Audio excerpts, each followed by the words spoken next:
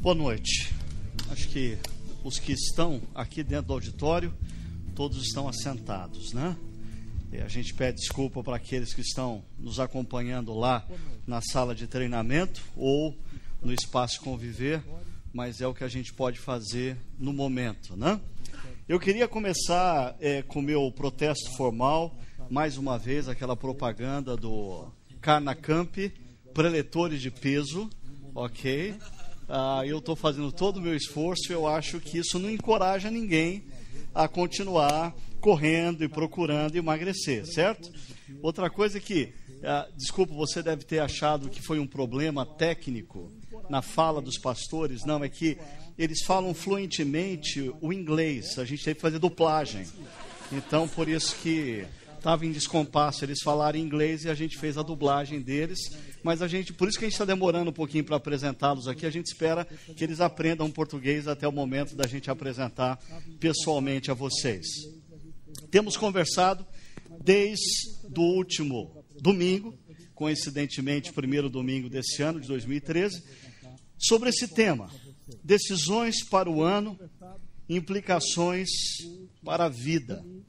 Final de ano, início de novo ano, é típico, a gente para fazer um balanço, avalia o que passou, chega à conclusão que a gente perdeu muito tempo, olha para frente, pensa como que eu posso usar melhor o tempo, e aí surgem inúmeras decisões do tipo caminhar diariamente 1 hora, perder 10 quilos em 3 meses, aprender uma outra língua, ler um livro por mês, ou talvez algumas coisas assim mais voltadas a nós que estamos reunidos aqui de domingo, no final da tarde. Por exemplo, em 2013 eu tomei uma decisão, assim como expressão da minha devoção total a Deus.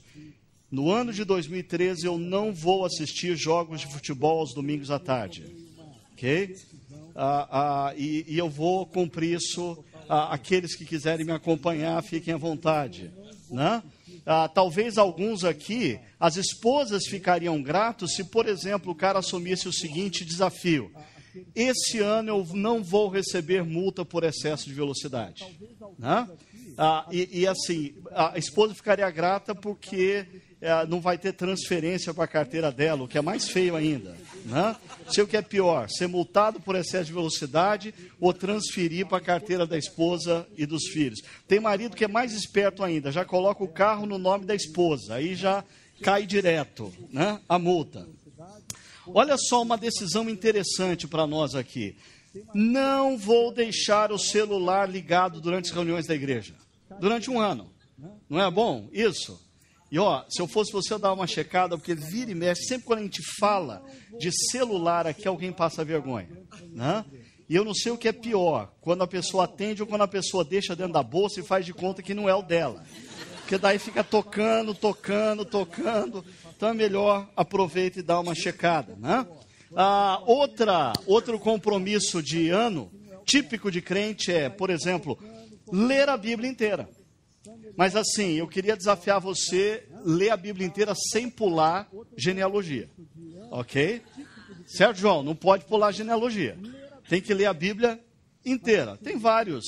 Mas a verdade é a seguinte: na medida em que o tempo passa, a gente vai ficando assim, às vezes meio cético para com essas decisões, né? Na medida em que você passa dos 40, você começa a acumular decisões frustradas e você começa a desconfiar que esse negócio não dá muito certo. Mas eu acho, e continuo insistindo com vocês, que esse é um exercício de vida válido. E é um exercício de vida importante. Sempre quando nós paramos por alguns minutos, horas, dias, para fazer uma avaliação séria do que aconteceu e uma projeção do que pode acontecer, é um momento importante de crescimento, é uma oportunidade de descobertas das nossas limitações, de aperfeiçoamento. Então, existe um lado saudável nesse negócio, que é a avaliação de como vivemos e a decisão de como pretendemos viver.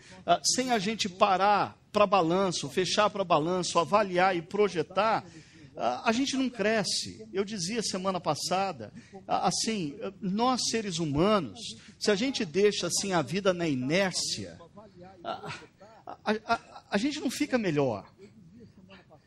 A gente não tende a melhorar, a gente tende a piorar. As nossas manias, elas vão se tornando cada dia mais intensas.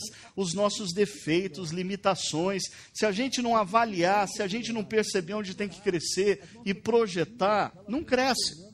Talvez o grande problema que faz com que a gente se frustre tanto nesse tipo de exercício tem a ver com a nossa falta de consciência acerca da brevidade e fragilidade da vida.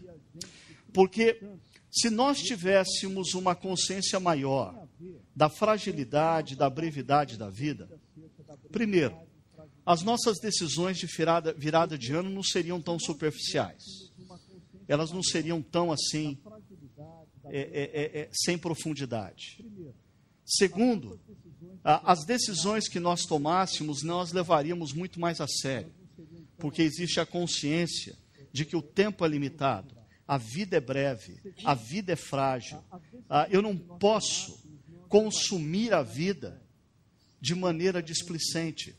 E é um pouco disso. Eu fiz menção de uma frase interessante do Rubem Alves, numa crônica dele chamada O Tempo e as Jabuticabas, onde ele diz: contei meus anos e descobri que terei menos tempo para viver do que já tive até agora.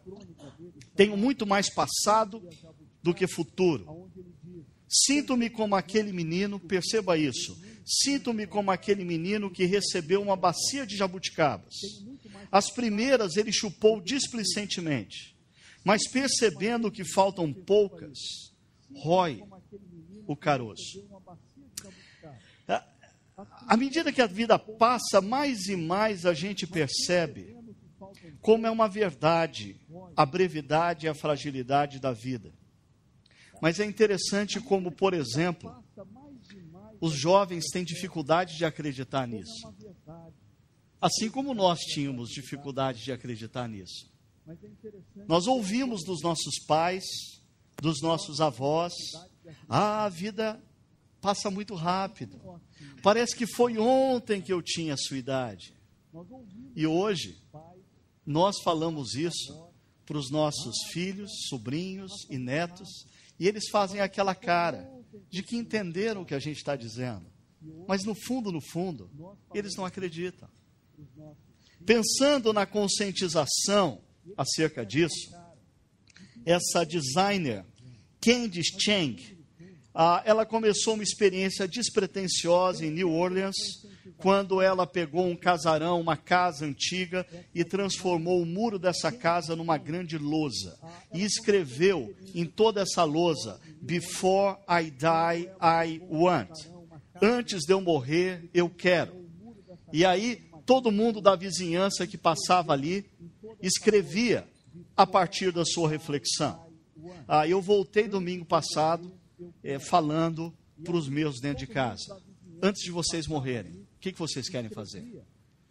Antes de vocês morrerem, o que de fato é realmente importante? E a Candice Cheng, eu até soltei no e-mail, no grupo da Chácara Primavera, o discurso dela no TED na Escócia. Ela diz que essa iniciativa que ela teve tinham dois propósitos primordiais, né? O primeiro era essa conscientização da brevidade e da fragilidade da vida. Ela faz isso depois que ela perde uma pessoa muito querida, que ela tinha como uma mãe, E aí ela percebe, de fato, a vida é breve, a vida é frágil, e as pessoas precisam lidar com o tempo com mais seriedade. Mas a segunda coisa que ela diz é que, quando as pessoas pararam para preencher essa frase, before I die, I want, antes de morrer, eu quero, elas foram levadas a pensar no que realmente importa.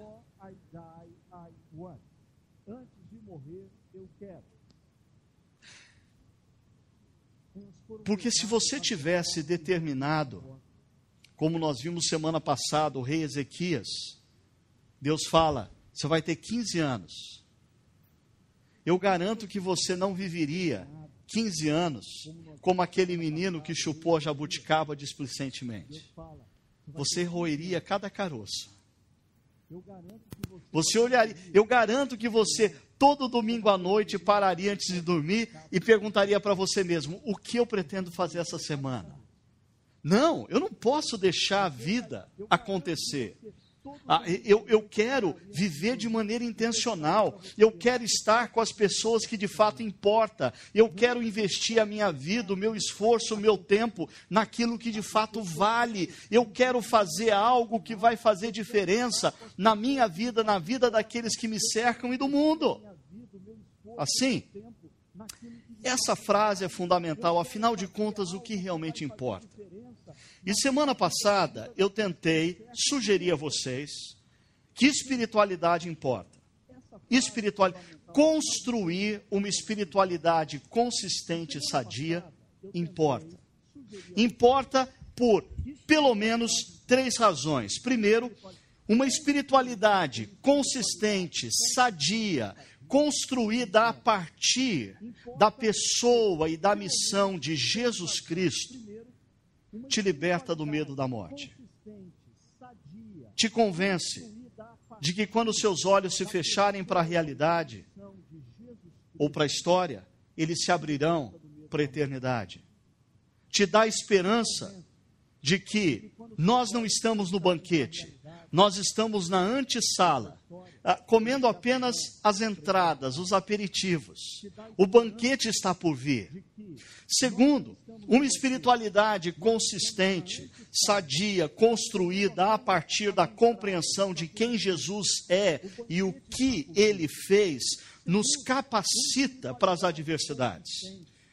Mas só para a gente perceber a importância da família, eu quero ilustrar com uma crônica de um jornalista chamado Hélio Fraga. Ele escreveu essa crônica em outubro de 94, já vão aí para mais de 20 anos. E essa crônica fala um pouco da relação dele como pai, mas depois a gente vai ampliar esse negócio. Deixa eu ler para você algumas partes dessa crônica. Diz assim: o pai moderno, muitas vezes perplexo, aflito, angustiado, passa a vida inteira correndo atrás do futuro e se esquecendo do agora. E não só o pai moderno, a mãe moderna também. E não só o pai e a mãe modernos. O filho moderno também faz isso. A filha moderna também faz isso. Mas voltando ao pai e à mãe, na luta para edificar esse futuro, ele renuncia o presente. Por isso, é um homem ocupado, uma mulher ocupada, sem tempo para os filhos, envolvido em 1000 atividades, tudo com o objetivo de garantir o amanhã. É com que prazer e orgulho a cada ano ele preenche sua declaração de bens para o imposto de renda. Cada nova linha acrescida foi um produto de muito esforço, muito trabalho. Um lote novo, uma casa nova, um apartamento novo, um novo sítio. Tudo isso custou dias, semanas, meses de luta. Mas ele está sedimentando o futuro da sua família. Se ele partir um dia, por qualquer motivo, já cumpriu sua missão e não vai deixar ninguém desamparado. No entanto, esse homem ou essa mulher se esquece que a verdadeira declaração de bens, o valor mais alto, aquele que efetivamente conta, aquele que afinal de contas realmente importa, está em outra página do formulário do imposto de renda. Esse artigo é do tempo em que imposto de renda era em formulário. Né? Ele diz, mais precisamente naquelas modestas linhas quase escondidas onde se lê relação dos dependentes. Aqueles que dependem dele, os filhos que ele colocou no mundo, e a quem deve dedicar o melhor do seu tempo. Você vai começar a entender o porquê que ele escreve esse texto agora. Ele diz, depois de uma dramática experiência pessoal e familiar vivida, a única mensagem que tenho para dar, e que tem sido repetida exaustivamente em paróquias, encontros familiares, movimentos e entidades, é essa. Não há tempo melhor aplicado do que aquele destinado aos filhos. Não há tempo melhor aplicado do que aquele destinado aos filhos.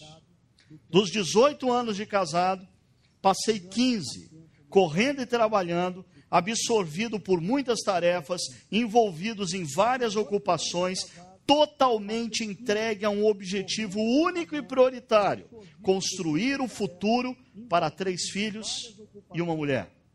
E agora, aqui estou eu, de mãos cheias e de coração aberto, diante de todos vocês que me conhecem muito bem. Aqui está o resultado de tanto esforço. Construir o futuro, penosamente, e não sei o que fazer com ele depois da perda do Luiz Otávio. De que valem casa, carros, sala, lote e tudo o mais que foi possível juntar nesses anos de tanto esforço, se ele não está mais aqui para aproveitar isso com a gente? Se o dinheiro não foi capaz de comprar a cura e a saúde de um filho amado, para que ele serve? Para nos escravizar? Eu trocaria, explodindo de alegria, todas as linhas da declaração de bens por uma única linha que eu tive de retirar do outro lado da folha: o nome do meu filho amado na relação dos dependentes. E como me doeu retirar essa linha da declaração de 1983, ano base 1982.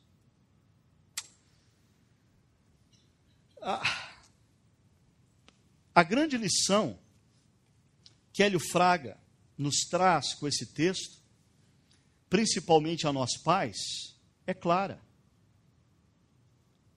Não existe tempo melhor empregado do que o tempo dedicado aos filhos. E eu, como um pai, que já tenho 2 filhos adultos e uma adolescente, já correndo aceleradamente para a vida adulta, diria, você não precisa nem mesmo perdê-los para a morte, para se arrepender de não ter gastado mais tempo com eles na infância. A vida é breve e frágil. Por isso, pais, invistam o melhor de vocês enquanto é tempo nos seus filhos. Agora, como eu disse no início, eu queria ampliar um pouquinho esse negócio. Até porque essa constante ideia séria, importante, que deve ser considerada, de pais que precisam dedicar tempo aos filhos, tal, ela é importante, mas às vezes ela é muito repetitiva e a gente acaba viciando na visão. Então eu quero ampliar um pouquinho mais. Eu quero dizer, se a vida é breve e frágil, será que nós estamos conscientes da importância de nós dedicarmos mais tempo com o nosso cônjuge? Será que existe uma palavra que não foi dita e precisa ser dita? E que a gente fique economizando essa palavra? Às vezes por picuinhas, magoinhas, desentendimentos.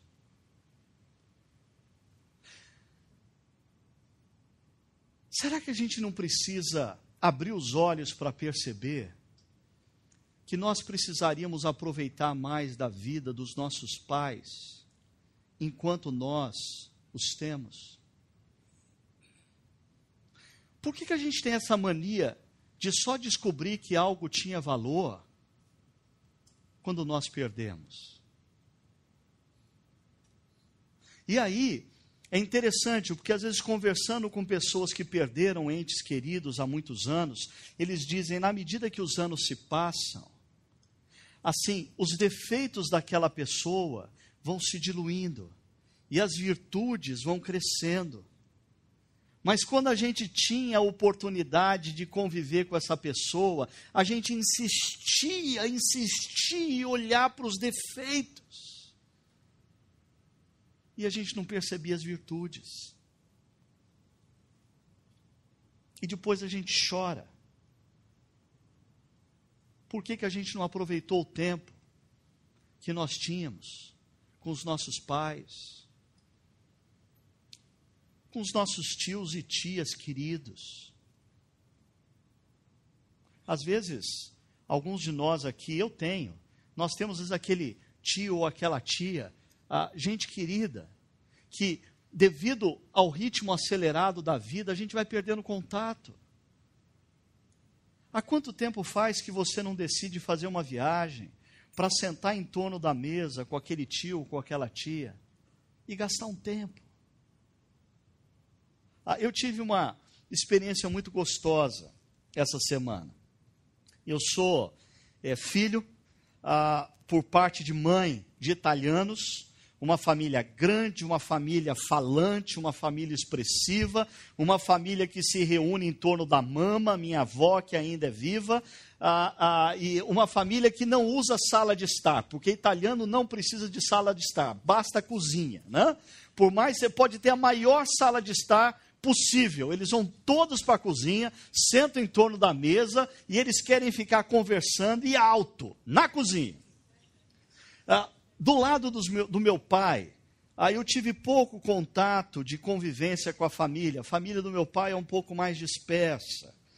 Mas, mesmo assim, essa semana, ou na semana passada, o meu pai foi até em casa e disse, você vai estar aí essa próxima semana ou vai estar viajando? Eu falei, não, eu vou estar por aqui, pai. Ele falou, porque o seu tio Leonardo, sua tia Alzira, estão querendo me visitar. E eles perguntaram se você estaria por aí. Falei, que interessante. Eu vou estar por aí sim. E aí, na quarta-feira e quinta-feira dessa semana, depois de um dia de trabalho, eu peguei e fui para a casa dos meus pais e sentei na mesa com os meus tios. Meu tio já com 86 anos de idade, com a saúde fragilizada, foi pastor por muitos anos. E eles contaram causos, e nós contamos piada, e eles relembraram a infância da minha tia, do meu pai. A gente descobriu que o meu pai não trabalhava tanto na roça, como ele costuma dizer para os filhos e para os netos, né? Aquelas coisas, aqueles momentos de grandes revelações, né? Foi muito bom, muita risada, muitos causos, muitas revelações. Na noite de quinta, eu peguei e fiz um churrasquinho para os meus tios, e depois, todo mundo saciado, sentei com eles, e a gente continuou conversando um pouquinho, e num determinado momento, quase no momento da despedida, meu tio levantou os olhos, mas assim, não com tristeza, levantou os olhos com um sorriso, com um semblante, cheio de esperança, e ele disse assim, bem, talvez essa seja a última oportunidade que a gente se vê.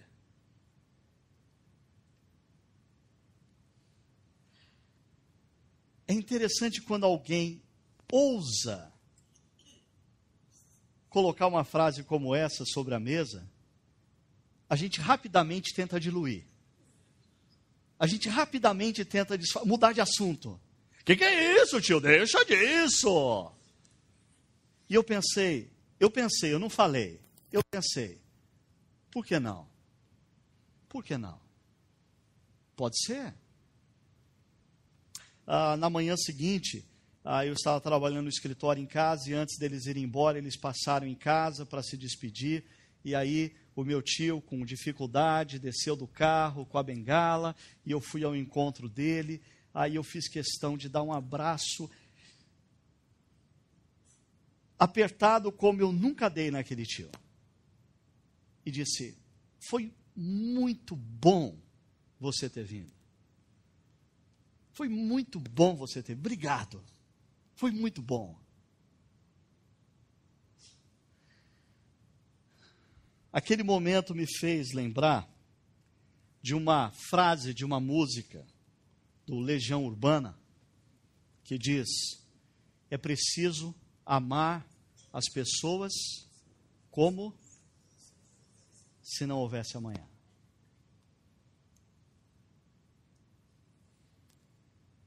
E não é verdade?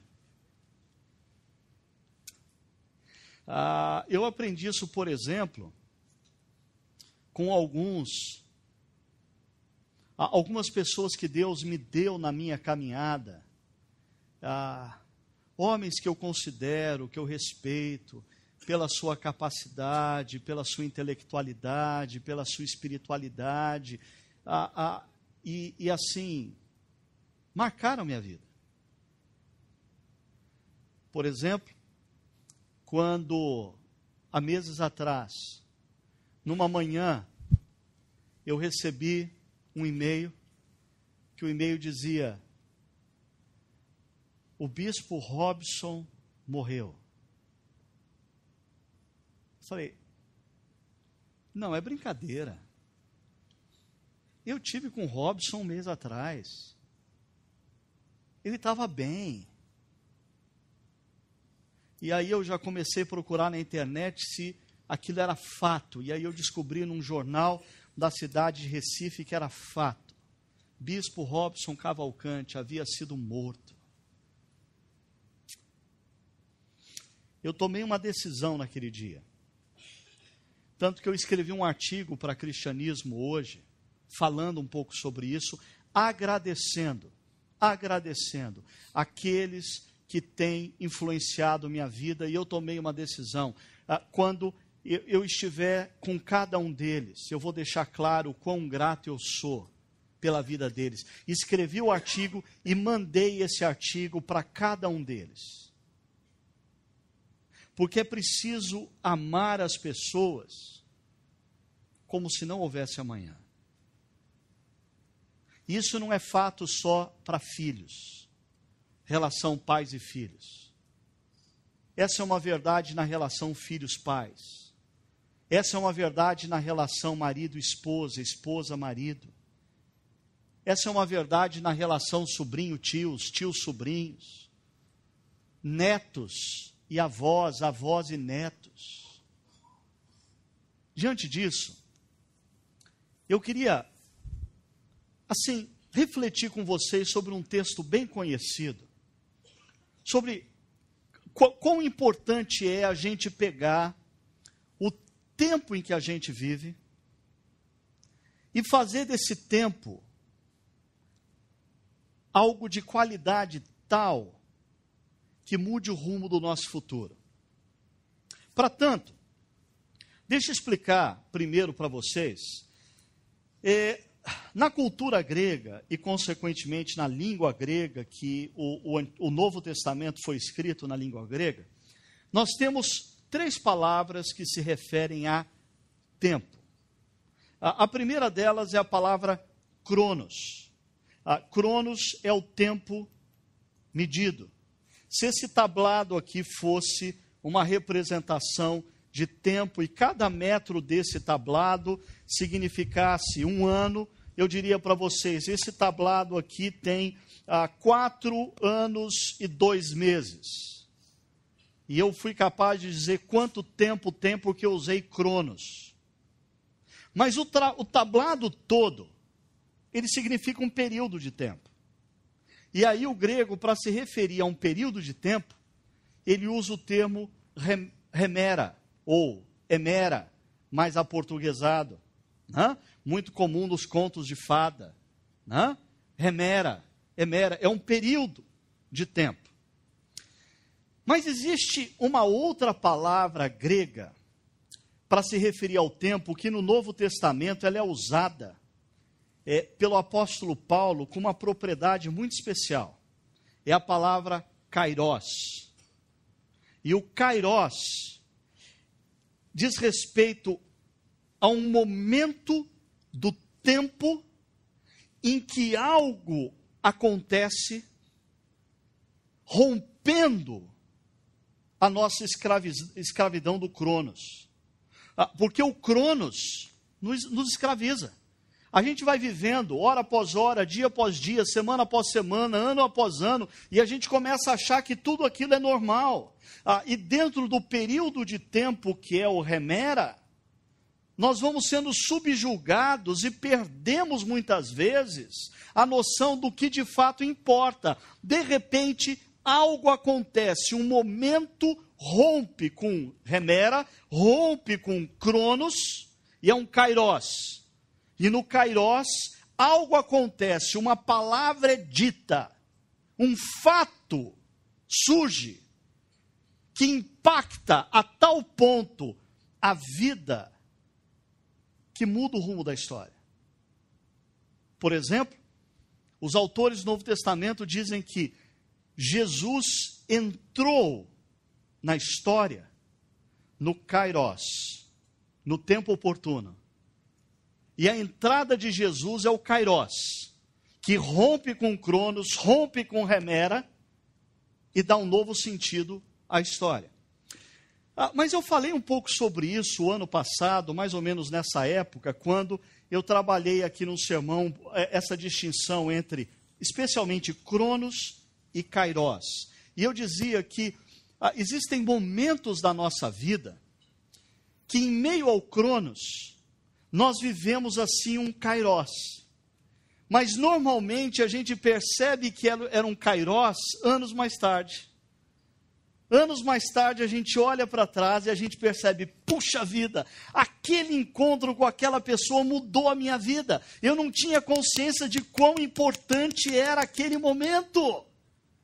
Às vezes a gente pega e olha para trás e a gente para e pensa, puxa vida, aquela palavra que eu ouvi, aquele texto que eu li, aquela reflexão mudou a história da minha vida. Eu estava em meio ao kairos e não percebia. Mas hoje, olhando para o meu cronos, ou olhando para o meu período de tempo vivido, o remera, eu percebo o kairos de Deus. Ok. O apóstolo Paulo, em Efésios capítulo 5, a partir do verso 15, ele diz assim: tenham cuidado com a maneira como vocês vivem, que não seja como insensatos, mas como sábios, aproveitando ao máximo cada oportunidade, porque os dias são maus. Portanto, não sejam insensatos, mas procurem compreender qual é a vontade do Senhor. Eu queria chamar a sua atenção aqui para o seguinte: se você não é habituado a ler a Bíblia, essa semana você vai ler Efésios 5. Se você é habituado, você vai se situar no que eu vou dizer agora. Normalmente, quando o assunto é família, a gente tende a ir rapidamente para Efésios 5, verso 22, quando o apóstolo Paulo começa explicitamente tratar do assunto família. Primeiro falando da responsabilidade da mulher, depois da responsabilidade do marido, depois da responsabilidade dos pais, depois da responsabilidade dos filhos. Só que o que na maioria das vezes, ou na totalidade das vezes a gente se esquece, é do contexto desse texto. E o contexto desse texto começa aqui no verso 15. São esses 3 versos o pano de fundo de tudo que o apóstolo Paulo vai dizer em seguida na relação mulher, marido, marido, mulher, pais, filhos, filhos, pais. Por isso, deixa eu chamar a sua atenção para algumas coisas. Primeiro, esse texto nos faz um alerta. Tenham cuidado com a maneira como vocês vivem. O verbo aqui, tenham cuidado, é um imperativo, chamando a nossa atenção para o fato de que essa é uma ação de grande importância. O imperativo só é usado para se referir a situações em que você precisa prestar muita atenção, e você tem que ter muita concentração, e você tem que manter o foco. E o apóstolo Paulo começa dizendo: tenham cuidado, mantenham o foco, prestem atenção, não tirem os olhos disso. Do que ele está falando? Da maneira como vocês vivem. E toda essa expressão em português, a gente usa aí 1, 2, 3, 4 palavras para traduzir um único verbo no grego, que é o verbo peripatel, que é um verbo muito usado pelo apóstolo Paulo no livro de Efésios, que é um verbo que literalmente ele significa andar acerca, andar ao redor, peri, de perímetro, patel, andar no perímetro, andar ao redor. No entanto, esse verbo era usado para se referir também ao comportamento que uma pessoa tinha, a atitude que uma pessoa tinha para com a vida. Então o apóstolo Paulo está dizendo: tenham cuidado com a atitude que vocês têm para com a vida. Tenham cuidado com o comportamento que vocês estão tendo para com a vida. Não sejam como um menino que come jabuticaba displicentemente. Tomem cuidado com a atitude, com o comportamento que vocês têm para com a vida. Por quê? Olha a segunda frase. Porque quem vive a vida como um menino que come jabuticaba displicentemente é como um insensato. Mas aquele que vive a vida com intencionalidade, aquele que vive a vida valorizando o tempo como uma bênção de Deus, e assim age com intencionalidade para com o tempo, é o sábio. Uma segunda coisa que esse texto nos traz, nos apresenta um modo de como a gente toma cuidado para ter a atitude certa acerca da vida. O texto diz: aproveitando ao máximo cada oportunidade. O verbo que é traduzido ali por aproveitando, na língua grega ele está no particípio. E o particípio, ele tem uma função um tanto quanto diferente do particípio na língua portuguesa. O particípio na língua grega, ele pode ter inúmeras funções, dentre elas, apontar para o modo como uma ação vai acontecer. Então, o que o apóstolo Paulo está dizendo aqui é o seguinte: no verso 15 ele fez um alerta: tenham cuidado com a atitude que vocês têm para com a vida. A pergunta é: como que eu posso ter cuidado? A resposta é o verso 16: aproveitando. E versões mais antigas usam o termo remindo. O que significa isso? Tirando do cronos e transformando em kairos. Deixando de ver as circunstâncias como ordinárias e lidando com elas como extraordinárias. Tanto que a palavra oportunidade que aparece aqui é kairos. Aproveitando ao máximo cada oportunidade, cada momento, para fazer desse momento um kairos. Cada etapa do cronos para fazer um kairos. Cada período da remera para transformar num kairos que vai fazer diferença na sua vida, na vida daqueles que te cercam, na sua família e na história. Diz o texto: porque os dias são maus. E o termo usado aqui é remera, a outra palavra junto com cronos. Paulo está dizendo: nós vivemos numa história em que, se nós nos deixarmos levar pelas correntezas dessa cultura, nós vamos de mal a pior. A remera, o tempo da história, tende ao mal. A cultura que te envolve não te incentiva em momento algum a ser um homem melhor, uma mulher melhor, um marido melhor, uma esposa melhor, um filho melhor, um neto melhor, um avô melhor. Não! Por isso Paulo diz, resgate o seu tempo da remera e transforme isso em kairós. Tenha atitudes e palavras que vão fazer diferença. Por fim, ele diz, portanto, não sejam insensatos, mas procurem compreender qual é a vontade do Senhor. Porque, voltando aqui um pouquinho, se você tem um caminho, resgatar a sua vida da remera e transformar sua ação e suas palavras em momentos de kairós, a pergunta é, com que referência você vai fazer isso? O verso seguinte, verso 17, nos dá a referência. A vontade de Deus. A vontade de Deus vai ser a referência para você tomar decisões, para você ter palavras na sua vida, para transformar o seu tempo remera em kairós de Deus. Deixa eu tornar esse negócio mais simples.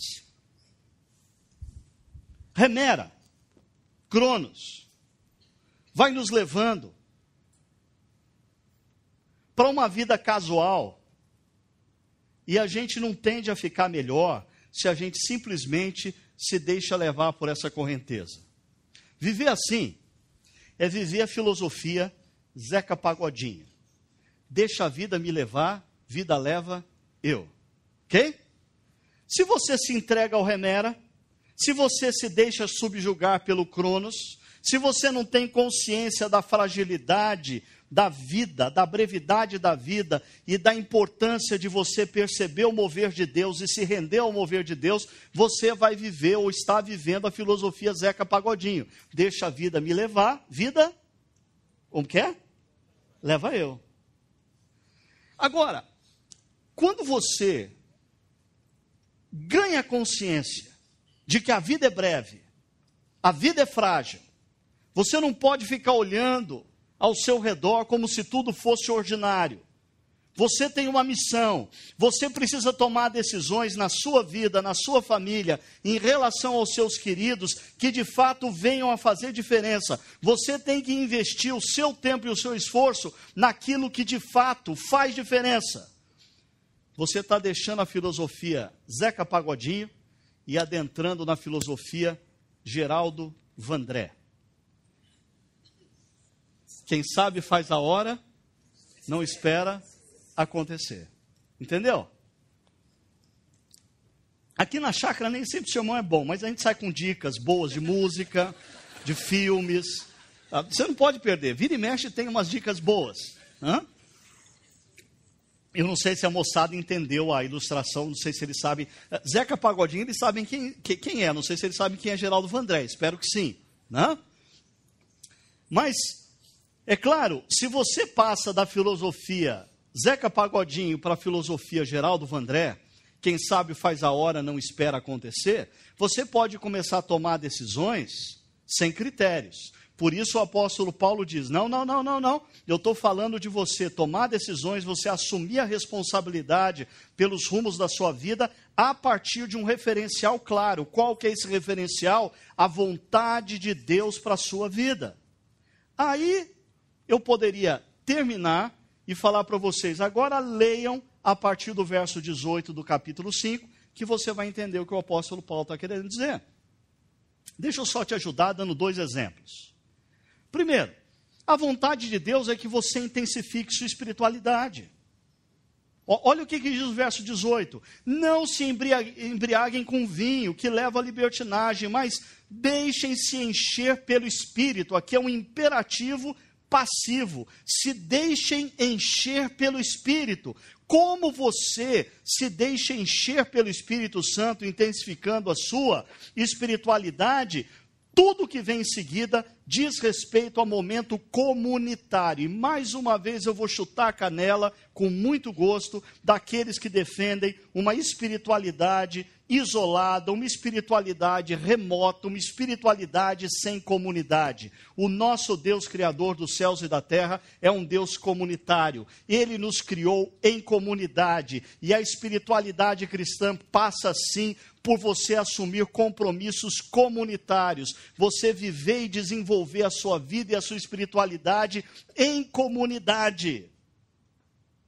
O texto diz, falando entre si, com salmos, hinos, cânticos espirituais, cantando e louvando de coração ao Senhor, no contexto comunitário, dando graças constantemente a Deus Pai, no contexto comunitário. Todas essas linhas dizem respeito ao contexto comunitário. Você quer intensificar a sua espiritualidade, é muito importante que você tenha, assim, os seus momentos de solitude, em oração, em leitura da palavra, em reflexão diariamente. Mas é imprescindível que você se envolva com um compromisso na esfera comunitária, que você esteja sempre em comunidade, adorando a Deus, ouvindo seus irmãos falarem de salmos, de hinos espirituais. O que o Aldenir fez hoje aqui para a gente, quando o Aldenir está lendo textos bíblicos, ele está salmodiando. Nós precisamos participar desses momentos com a consciência de que eles são momentos tremendos para a nossa espiritualidade. Eles são momentos que Deus usa para nos encher do Espírito Santo. Nós devemos estar, veja só o que diz, cantando e louvando de coração ao Senhor. Não vale estar aqui cantando e louvando, esperando o sermão começar. Não é esse o propósito. O que nós fazemos antes do momento da palavra é tão importante quanto o momento da palavra. O que nós fazemos durante a semana, solitariamente ou em solitude, é tão importante quanto o que nós fazemos quando nós nos reunimos comunitariamente. Mas se você seguir o texto, o apóstolo Paulo vai dizer que a vontade de Deus, ou do Senhor, é que você intensifique seus relacionamentos. E ele vai te jogar dentro da família com o verso 21 dizendo, sujeitem-se uns aos outros por temor a Cristo. Sujeitem-se uns aos outros. E aqui, o que passa desapercebido a muitas pessoas é que o que Paulo vai falar sobre a mulher, sobre o marido, sobre o pai, sobre o filho, está tudo aqui. Ele só deu uma ordem. Sujeitem-se uns aos outros. E esse verbo, sujeitar-se, a imagem, melhor imagem que me veio à mente para explicar para vocês o que ele significa, é a imagem das colunas de sustentação de uma obra. Por exemplo, nesse auditório aqui nós temos duas colunas que a gente pode enxergar claramente. E elas estão sustentando todo esse tanto de gente que está lá no aquário. Certo? Se uma dessas colunas resolver entrar de férias ou tirar folga ou falar, não quero mais ser coluna, tchau. Foi muito bom conhecer vocês aí e quem está embaixo também. Certo? Perceber a importância das colunas de sustentação? Quando o apóstolo Paulo diz, me acompanhe, as mulheres, no texto em seguida, que as mulheres devem ser prioritariamente mulheres que apoiam e inspiram seus maridos, porque a ordem de Paulo às mulheres é para que justamente elas entrem por baixo dos seus maridos, sustentem os seus maridos, sendo apoiadoras aos seus maridos e inspirando os seus maridos. Sim, mulheres têm um grande poder. Mulheres têm o poder de tornar um homem imensamente melhor do que ele é. Mas também mulheres fazem com que um homem se faça tremendamente pior do que ele é. A Bíblia diz que mulheres sábias, Elas constroem e mantêm o seu lar. Mulheres insensatas o destroem com seus lábios. Eu creio nesse negócio de que mulheres têm um profundo poder de tornar homens em homens melhores, de apoiarem e inspirarem seus maridos para que eles sejam melhores, não conta isso para ninguém, do que de fato eles são. Isso me lembra, não sei se é fato, se é verdade, mas de um diálogo que o antigo presidente dos Estados Unidos, Bill Clinton, estava tendo com a sua esposa, a Hillary Clinton, e num bate-boca, talvez o clima ficou tenso, e ele quis lembrá-la que um dia ela namorou com um frentista de um posto de gasolina.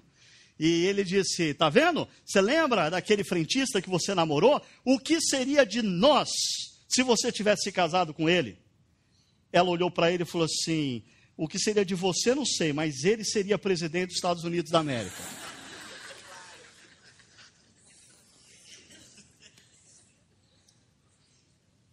Queridas mulheres,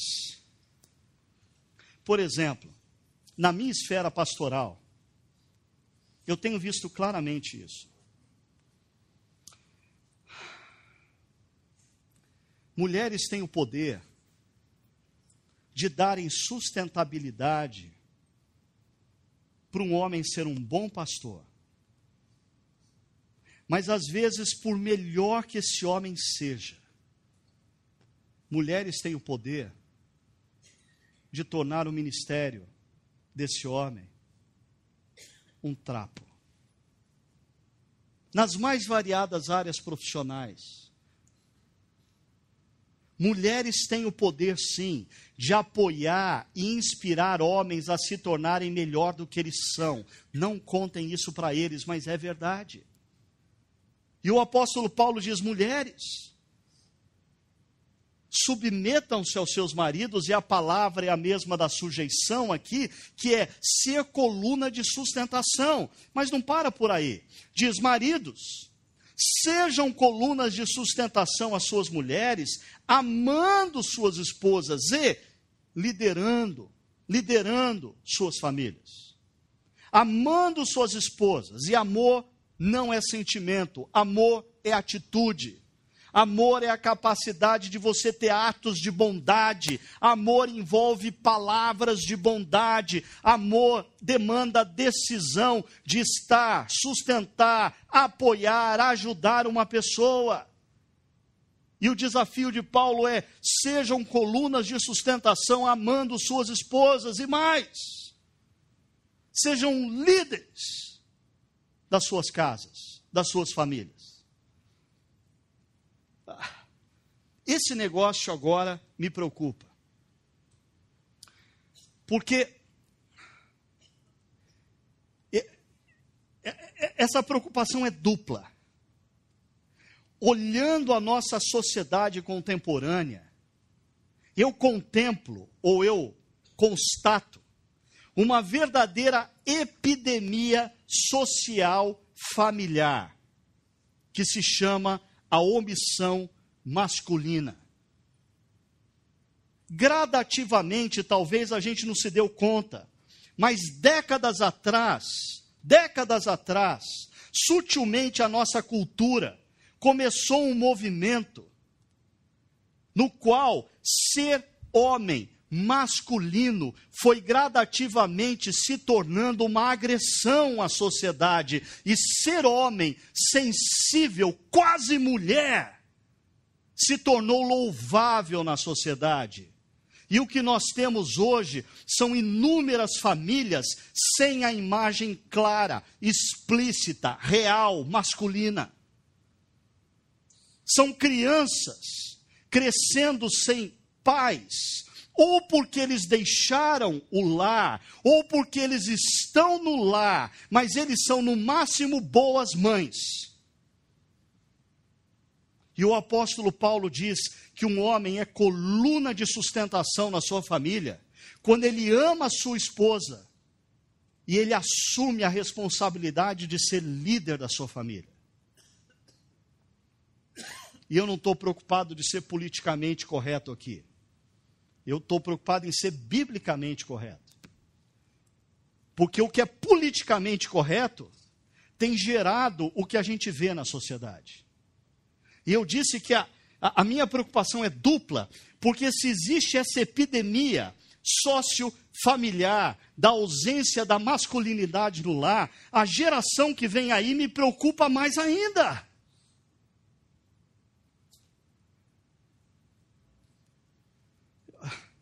Eu peço aos jovens da igreja, reajam. Reajam. Porque nada nessa cultura te incentiva a ser homem. Mas de ser um ser híbrido, com casca de homem, mas com virtudes femininas. E gradativamente o que é masculino na nossa sociedade não tem virtude. Mas a ausência das virtudes que pertencem à dimensão masculina do ser humano tem gerado a sociedade que nós estamos vendo. O texto ainda diz: pais, sejam colunas de sustentação, educando e disciplinando seus filhos. Sim, o texto é claro em associar educação com disciplina. O texto biblicamente não tem como você educar sem disciplinar. São duas coisas, são duas facetas da mesma moeda. Quem assume a responsabilidade de educar tem que estar disposto a disciplinar. E quem disciplina não pode só disciplinar, tem que ensinar o caminho, tem que educar. Agora, mais uma vez, nós vivemos numa sociedade em que, primeiro, esse termo disciplina é erroneamente, equivocadamente associado a espancamento, a violência doméstica. E não é disso que a gente está falando. Mas disciplina tem que ter. Disciplinas demandam limites. Crianças têm que saber, sim, até onde elas podem ou não podem ir. Porque senão, quem senta do seu lado na igreja vai sofrer. É a professora da escola do teu filho que vai sofrer. São aqueles que vão ser vítimas do acidente automobilístico que ele vai causar que vão sofrer. Por quê? Filhos sem disciplina. Quarta coluna de sustentação, filhos. Vocês vão ser coluna de sustentação obedecendo os seus pais e honrando os seus pais. E aqui, a palavra obediência, ela é mais claramente entendida pela relação entre pais e filhos quando os filhos ainda são pequenos. Eles obedecem.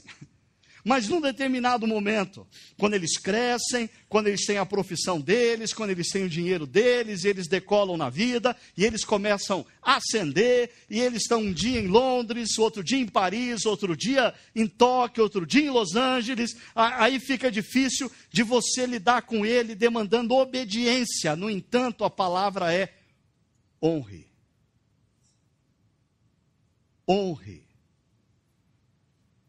Por exemplo, você honra o seu pai e a sua mãe, mesmo tendo uma agenda que um dia você está em Londres, outro dia você está em Tóquio, outro dia você está em Paris, outro dia você está em Los Angeles, mas você honra o seu pai e sua mãe, voltando, se assentando na mesa com eles e verificando se eles estão bem.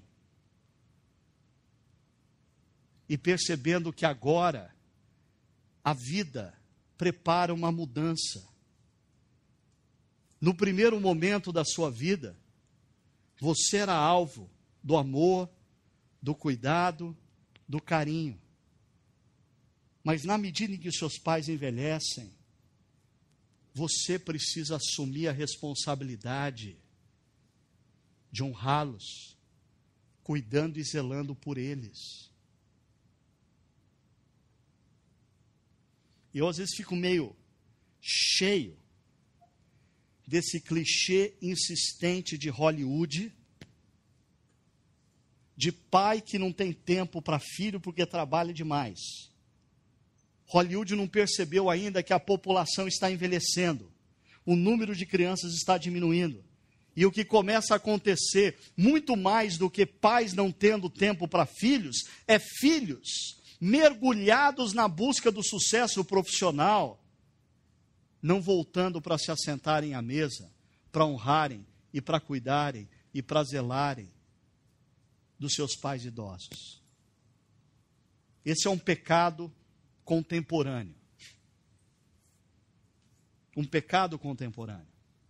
Mas deixa eu concluir dizendo o seguinte. Olha que interessante. O apóstolo Paulo estabelece 4 colunas para a família. Mulheres, apoiem e inspirem os seus maridos. Maridos, amem suas esposas e liderem suas famílias. Pais, eduquem e disciplinem seus filhos. Filhos, obedeçam e honrem os seus pais. 4 colunas. E essas 4 colunas, elas vão meio que na contramão do que nós somos. Por exemplo, mulheres, desculpa, mas mulheres são, via de regra, geralmente, né, mais ansiosas. Elas querem que as coisas aconteçam no tempo delas. Né?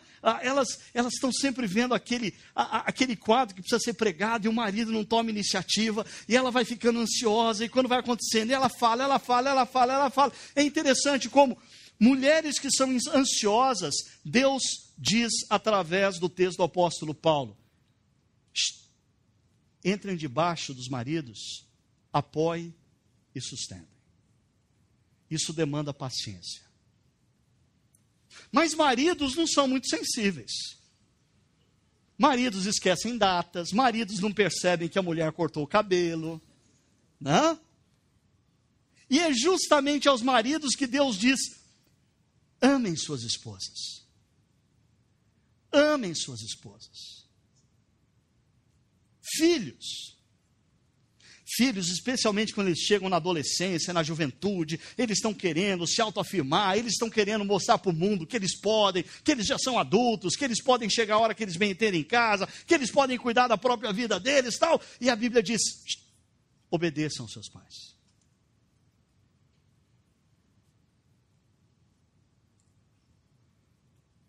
E pais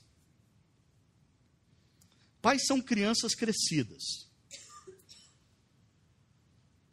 querendo ser admirado pelos filhos.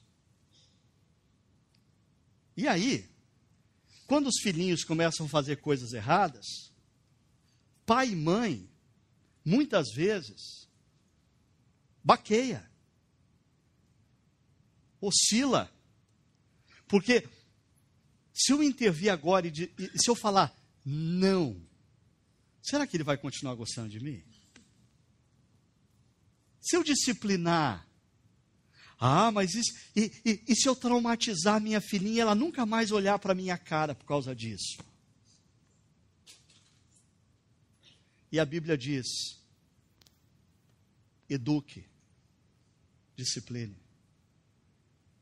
E todos os movimentos dessas colunas, nos levam, cada um de nós, para dimensões das nossas fragilidades, para dimensões das nossas limitações. Mas fazendo assim, ela nos conduz à maturidade. Então, nesse início de ano, eu quero desafiar você a tomar algumas decisões relacionadas à sua família. Decisões que não são para um ano, ou podem ser para esse ano, mas que têm implicações para toda a vida. Primeiro, reflita um pouquinho: temos nós cumprido o papel como colunas de sustentação das nossas famílias? Maridão, você tem sido o amante da sua esposa? Você tem sido o líder do seu lar? Esposa, você tem sido uma apoiadora? Você tem inspirado o seu marido a crescer?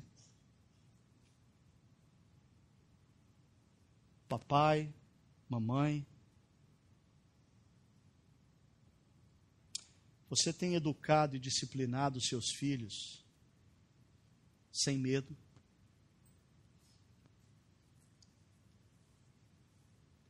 Você tem ousado a estabelecer limites claros enquanto é tempo? Filhos, vocês têm obedecido seus pais como a Cristo? Eu sei, alguns de vocês já passaram dessa fase, já são filhos crescidos, casados, alguns. A pergunta é: você tem honrado seus pais? Você tem voltado para se assentar à mesa com eles?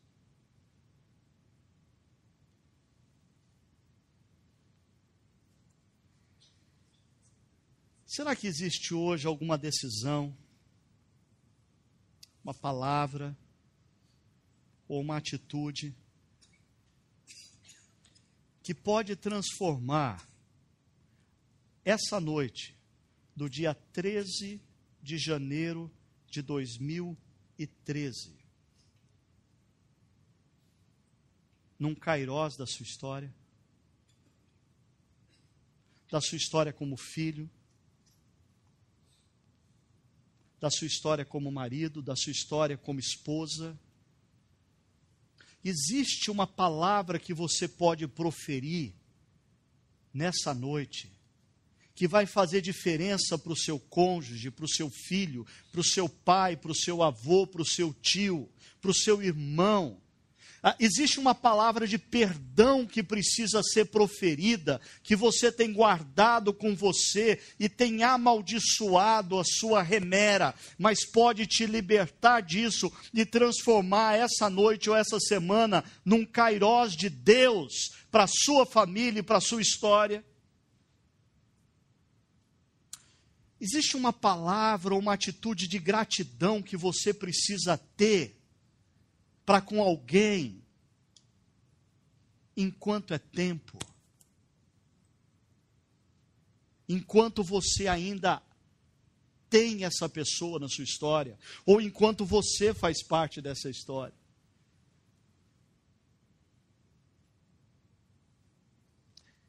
Que tal você perguntar para Deus: Deus, tem alguma atitude que eu posso ter nessa noite? Tem uma decisão que eu posso tomar nessa noite? Tem uma palavra que eu posso proferir nessa noite que pode transformar esse momento de mera remera em kairós?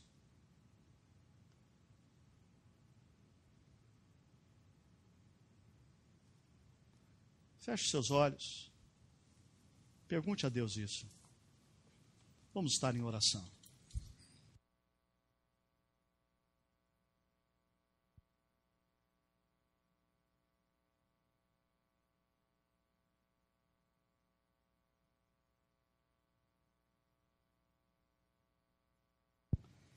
Busque a presença de Deus nesse momento.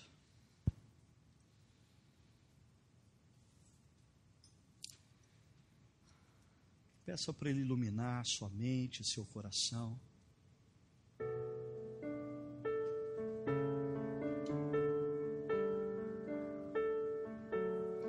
Mostrando claramente a você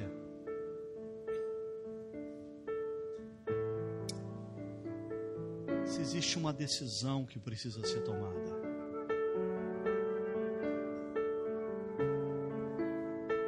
Se uma nova atitude precisa ser exercitada.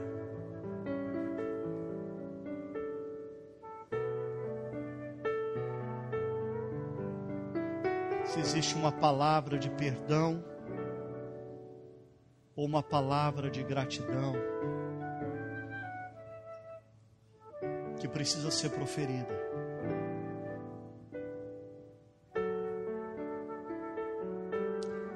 a vida é breve e frágil.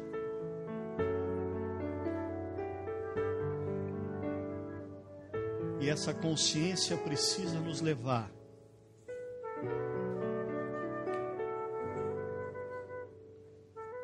a olharmos para aqueles que nós temos ao nosso redor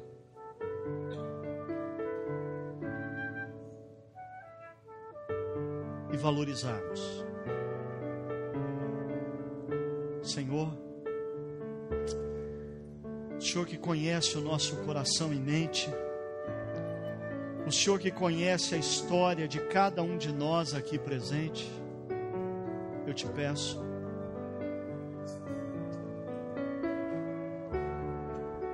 traz ao nosso coração e mente,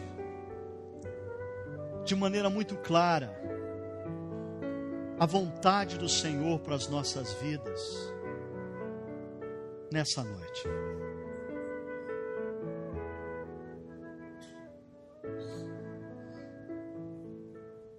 Que o Senhor esteja movendo homens e mulheres aqui,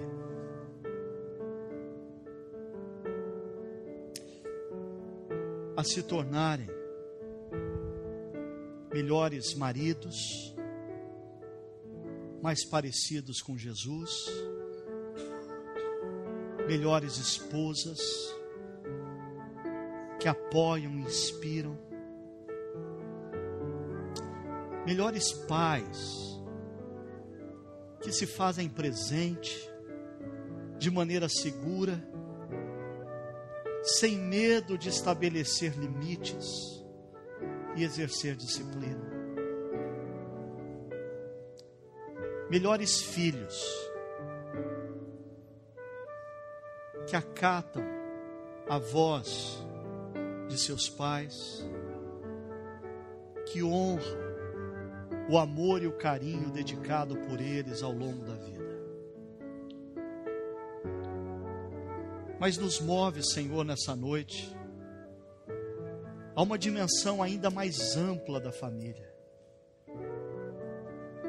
Nos torna netos melhores, nos torne avós mais parecidos com o Senhor para os nossos netos, nos torna tios e tias que influenciam seus sobrinhos na direção do Senhor. Torna-nos sobrinhos e sobrinhas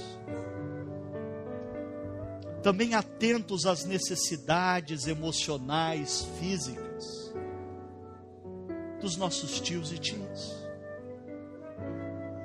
E acima de tudo, dá-nos olhos para percebermos que aqui temos uma família. E que existem pessoas que talvez nessa noite se sentem desprovidas de pais, mães, irmãos, irmãs, tios, tias, mas que o Senhor transforme a nossa comunidade numa família para essas pessoas também. Que ao longo da caminhada eles possam descobrir aqui pais, mães, tios, tias, avós, irmãos, amigos,